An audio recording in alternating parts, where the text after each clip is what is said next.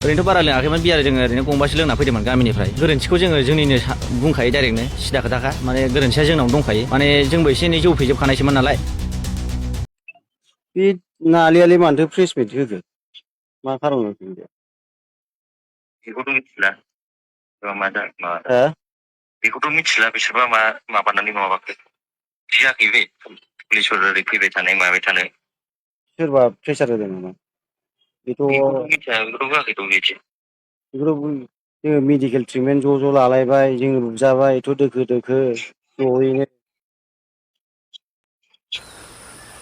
गोजोन्थों लोगोफोर दिनैहाय आङो नोंथांमोननो मोनसे भिडिअ आरोखि ना नैबे मानसिया प्रेस मिट लानानै बुंदों आरोखि ना माने दाख्लै जे 3 तारिखआव जालांनाय जाथाय बे घटनाया गासिबो सैथो बा नंजोबगौ होननानै प्रुफ होनो नागिरदों आरोखि ना बिथाङा ओमफ्राय नैबे मानसिया माने बे नालि आरोखि ना बयबो सिनायखागौ बियो मानो उल्था खोथा बुंखो बेखौ बुंदों आरोखि ना बियो माने गावसोर दावराव जालायनाय नांलायनाय बुलायनायाव माने डाक्टारनाव ट्रिटमेन्ट खालामनायसिम माने बियो फुरा मिथिगौ होनना बुंदों आरोखि ना नालि बाहायखौ दा मानो बियो उल्थायै ससियेल मिडियानि गेजेरजों खोथा बुंखो बा मानो प्रेस मिट लानानै उल्था खोथा बुंखो बेखौ बुंदों आरोखि ना नैबे मानसिया दा नालिखौ बुंदों आरोखि ना सोरनिबा नासिननायाव गिनानै बेबायदि होनदों नामा बेखौ बुंदों आरोखि दै दा माने आंनि बुंनाया बेसो आरोखि ना लोगोफोर माने दायनिगिरिया साजाखौ मोनखानांगोन आरोखि ना दाय मावनानै साजाखौ मोनखानांगोन मानो होननानै बुङोबा बेबायदि नङा आरोखि ना गावजों गाव बेबायदि बुलायनो नाङा नांलायनो नाङा अनलायनानैसो थानांगौ आरोखि ना आंबो बेबायदि जाथायखौ मोजां मोना मानि थाखाय बुखो मानसिखौथ' जानला मोनला बुदलाबायनो हाया आरोखि ना बुदलाबायनो मोना बेबायदि बिनि थाखायनो जायहा दाय मावदों जायहा दायनिगिरि बियो साजा मोनथारनांगौ आरोखि ना दा बिसिनि माबायावहाय आरोखि ना माने एसे बेले बेजे सोमजिगासिनो दं आरोखि ना खोथा रायलायनाय साइसआव बेबो थगायनो नागिरो बेबो थगायनो नागिरो आरोखि ना बेबायदि साइसआव आं नुगासिनो दं आरोखि दा जेखि जाया लोगोफोर नोंथांमोना सेलेक्ट खालामदो आरोखि ना बाथ्राया सोरना सैथो नैबेना सैथो जाखो ना बेना सैथो नोंथांमोना बे भिडिअनि कमेन्टजों फोरमायहरदो आरोखि दा आं भिडिअखौ होलांनि फुल आपडेटखौ नोंथांमोना नायलां बिसिनि जे सैथो रायलायनाय फन रेकर्डिं रायलायनाय आंनाव दङ आरोखि ना आं होलांगासिनो दङ नोंथांमोना नायलांदोल' आरोखि फैदो ना फैयो न'आव फैबा फै सोरसो फैदों नोंसोरलाय जों माबासो लोगोफोर गोजासो माबा दङ आजा दंफायो रायलायनो सोर आं मोना औ आंसो आजा देंखो आंथ' सिनाय मोनथिखाबाय जिखुनु फैदो रायलायनोबा दसे माने आं मा रायलायथ'नोब्रा दानलाय माने बुस्थुआ बे जायफोर माखासेफोर जादोंना बुस्थुआ बिसोर पिएसअफोरसोमोन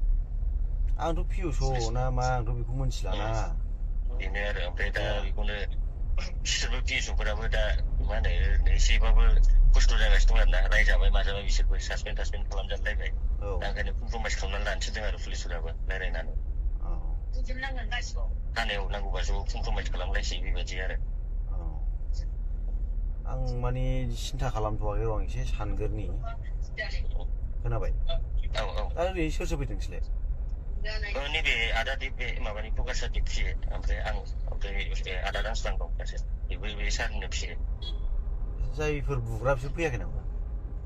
बिसोरथ' गैया मानसिफोरा खालि बे पिएसअफोर दंमोन पिएसअफोरखौ ओरै लिंहरजोबदों दा पुलिसफोर एसे बुग्राफ्रा अबाय थांखो ओरैनो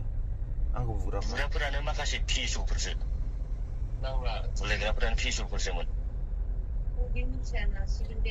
बिसोरखौ दा माबानो थाखाय अफिसारफोरा बिसोरखौ दा माबायाव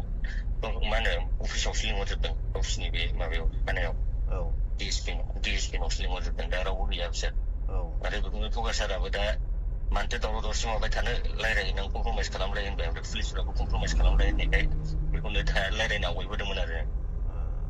र' आं एसे सिन्था खालामगोन आं दा फन खालामगोन नोंनि नाम्बाराव देंखो खोनाबाय माबानि बे आदा दिप औ दे आंनि नाम्बार दंखायो नोंनाव आं नोंनि नाम्बार गैया आंनाव मिस कल खालामना दोनबानो जाबाय दे दे जागोन दे हेलौ आंसो आदा बे दहाय माबा बिजिमोन दा फन हरनायाव नोंनाव नाम्बारा ओंखायनो बेनो आंना नाम्बारा ओमफ्राय मा सानखो मा सानखो माखौ कमप्रमाइस खालामलायनोबा हो नोंखौ होनदों कमप्रमाइस खालामलायदो होनदों बिसोरजों दा बिसोरनाबो मा एफआइआर होदों ओरै नोंबो एफआइआर होदों केसा फारनै साइडजोंबो खारबा बिराद गोबाव सोलिगोन बे नालियालाय मानोथो प्रेस मिट होखो मा खारन होखो बेखौथ' मिथिला मा हो बेखौथ' मिथिला बिसोरबा मा माबानानै माबाखो जायाखै बे पुलिसफोर ओरै फैबाय थानाय माबाय थानाय सोरबा प्रेसार होदों नामा बेथ' बेखौथ' मिथिया बेखौथ' होआखैथ' बिदि बेखौथ' जोङो मेडिकेल ट्रिटमेन्ट ज' लालायबाय जोङो बुजाबाय एथ' दोखो ज'यैनो बिदिथ' जानो नाङाना आं माबा सोरबाखौबा आघात खालामनो नामा खुनु रावनावबो बिदि गैया बुनोनो मोनाखै बुआखैनो बिदि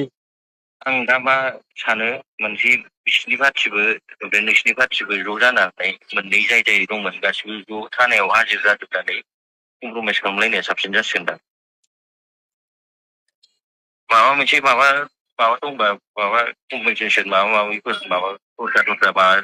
लादो माबानानै गारि बायनाय माबानाय नोंनाबो मेडिकेलावबो थांबाय माबाय बेफोरखौ रायज्लायजागोन बे थानायावनो डाइरेक्ट ना मा होनो गैया माने आं माने बिराद दुखु मोनोलै मिथिबाय देंखो बयबो दुखु मोना होमबा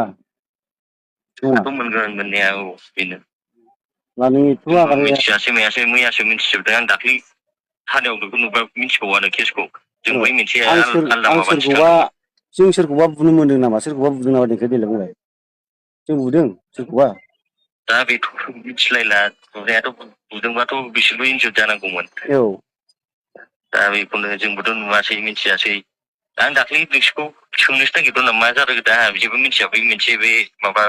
दुप्लिकेट माबा सिगनेसार माबा खालामनाया बिसोर मानोथो आंजों रायलाया नोंसोर दाबो बे नोंल' मानो रायलायहरगासिनो दं हनै आंखौसो मोनसे माबाया EM सारा आंखौसो होनगासिनो माबा रायज्लायना होनानै कमप्रमाइस खालामफैलायदो होननानै आंजों रायलायहां बिसोरखौ गावसोरखौ आंजों रायलायहां जाय मानसिया आंखौ बुदोंमोन बेजों रायलायना होलाय आंखौ आदसा दा होनबा गावसोरखौ होनहरनायसै खि लोगो हमलायदो होननानै ना मा होनो देलाय लोगो आं हमलायनानै रायज्लायदो होननानै लोगो हमनाय रायलायनाय माने आंजों फनाव रायलायहोदो बेखौ